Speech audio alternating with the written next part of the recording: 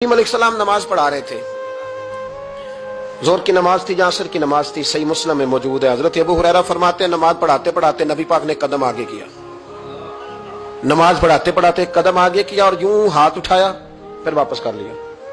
अब नमाज पढ़ के ना तो सलाम फेरा तो सहाबा अर्ज करने लगे या रसूल अल्लाह सल्लल्लाहु अलैहि वसल्लम, वो नमाज में पैर भी आगे किया तो हाथ भी उठाया, तो वजह क्या थी? पहला सवाल तो यह है कि आप लोग नमाज पढ़ रहे थे या हुजूर को देख रहे थे?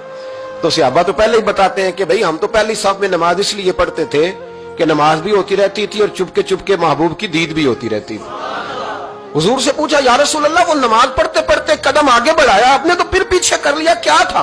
और हाथ उठाया तो फिर आपने नीचे कर लिया। तो नबी करीम फरमाने लगे नमाज पढ़ाते पढ़ाते जब मैंने कहा ना समी अल्लाहु लिमन हमीदा, अचानक मेरी नजर उठी तो जन्नत में चली गई।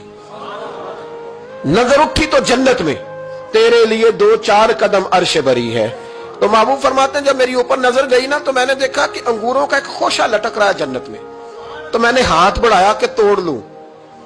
हुजूर खड़े हैं मस्जिद नबवी में और फरमाते हैं कि मैं यहां खड़े होकर हाथ ऊंचा करूं तो मेरा जन्नत तक पहुंच जाता है। फरमाया मेरा इरादा हुआ कि वो खोशा जन्नत का तोड़ लूं और जरा मैंने पैर आगे बढ़ाया ही था तो मेरे दिल में ख्याल आया कि जन्नत राज है तो राज ही रहनी चाहिए, ये राज खोल गया तो मजा नहीं आएगा।